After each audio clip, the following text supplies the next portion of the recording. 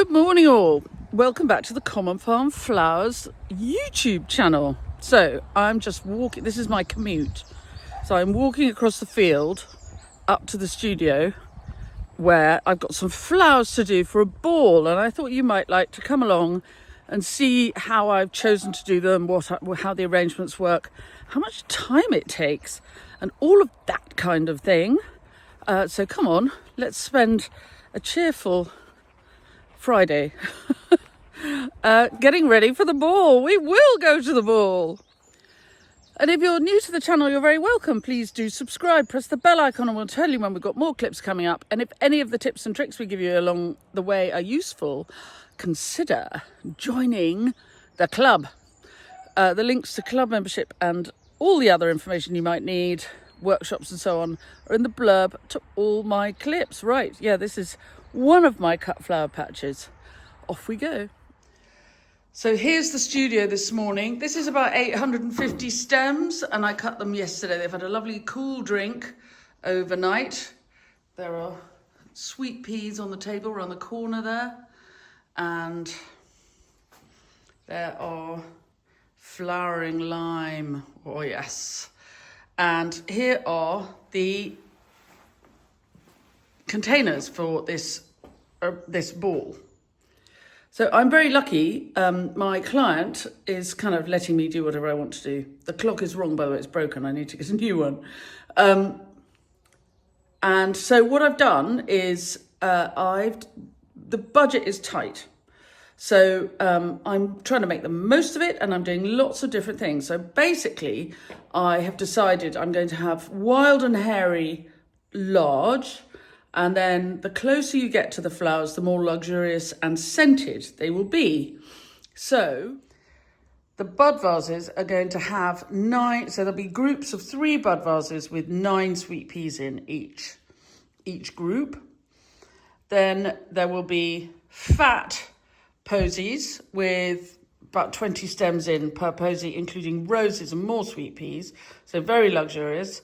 And then dotted along the tables and occasionally will be these larger vases with height, and I'm going to really get the height high, and you can see things like the gold oats and things. That's where it's going to start getting quite hairy. And then there will be large steel buckets, zinc buckets, and they will be really wild looking. And so they're going to have dock. This is wild dock, mare's tail. But then for luxury, this is my new favourite thing. This is a Salvia sclarea, which I grew last year, and they were sort of rather small, dinky little plants by the end of the year. And I thought, well, we'll see what they do. Look what they do. And so we'll keep the outside, the big arrangements will be very wild, but we'll have the white labatera to ground them. But look, that yellow, that is lady smock. So we're going to bring the wild back a bit. So the lady smock is going in the fat posies. Anyway, we'll jiggle around. I'm going to work as fast as I can. It's 9 o'clock in the morning, and I really need to be done and finished by 12 because I've got a lot of other stuff I want to get done. So I'm going to start with the little tiny posies, get them out of the way. And then I'm going to do the larger pieces because by then the sun will be off the terrace behind me, so I can do them outside. And then I will do the fat posies, and they'll all be done by, hopefully, before lunch. I mean, 11:30, 12 o'clock. Depends how much time I spend talking to you guys. But I really need to be done by lunchtime because I've got to get on with other stuff this afternoon. So I need to make some space. So the first thing I'm going to do is fill all my vases with water and get the buckets ready and get anything I can do outside, so I've got room.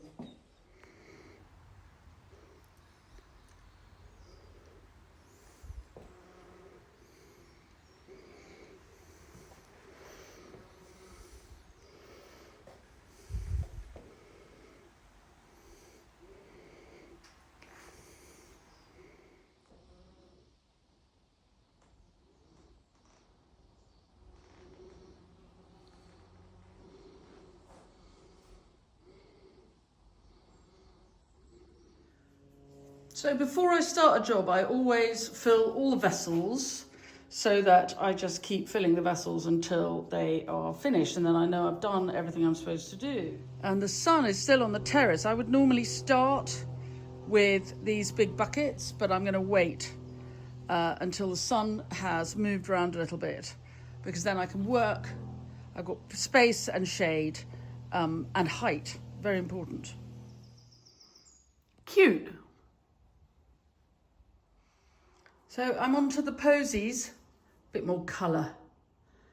Just dinky little posies, about 11 or 12 stems, sometimes 13, depending on the size of the rose. It's all about the rose. And we're heating the colour up a little bit because we want it not to look too wedding-y. It's got to look, it's a party, not a wedding. Right, those are the posies all done. So they're going to go on the tables with the little threesomes of the sweet peas. And now I'm gonna, so that's the fiddly stuff down. Now I'm onto the speedier. And it's 12:15, so I might get it done. Also look, sweaty upper lip, nice. And every time I finish a bucket of anything, the water comes out and we water something with it. This is why we don't use chemicals in our cut flower water. So now we have these taller pieces. I hope they look much nicer in the marquee. They look kind of, the idea is to give some height to the whole thing, but we'll still be able to see through to talk to each other, because you've got to be really careful with tall pieces on tables that people can speak to each other. So it will look something. They'll be a bit more spread out, but if you see what I mean, this is, so you've got your posy, and then you've got your tall piece, and then you've got your three little jars with the bud vases with the sweet peas, and then you've got some good height. Well, we'll see whether it works. It's a kind of grassy time of year, so it's nice if the flowers look a bit grassy, I think. And the festival, you can hear Glastonbury Festival, boom, boom, boom, boom, across the fields. And so this is the kind of festival grassy, bringing the outside in. Now we're going to get really grassy with the big pieces. Naturally, it's a little bit later than lunchtime, but we're about to start I'm about to start on the big ones. On we go. Et voilà, le marquis, la tente.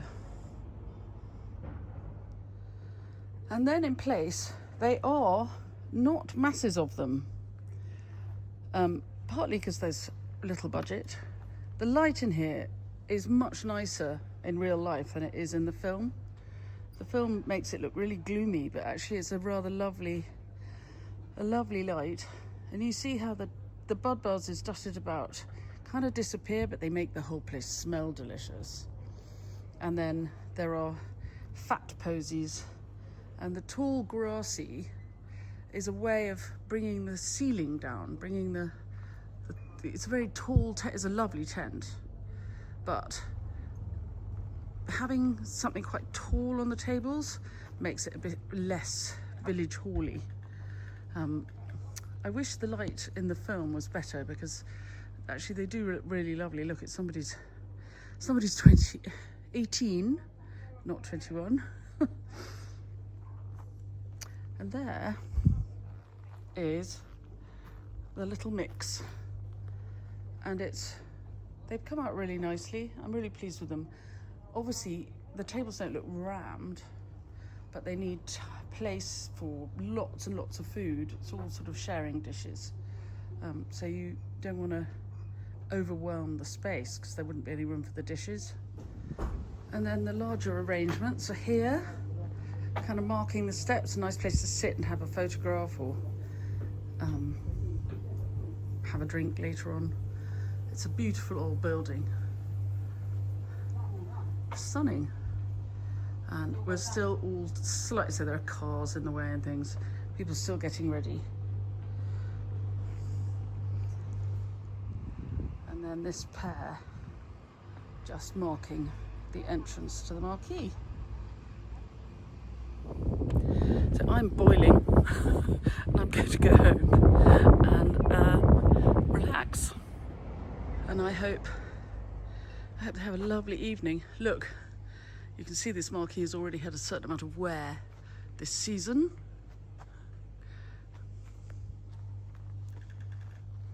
But I like the grassy mix with the fat posies.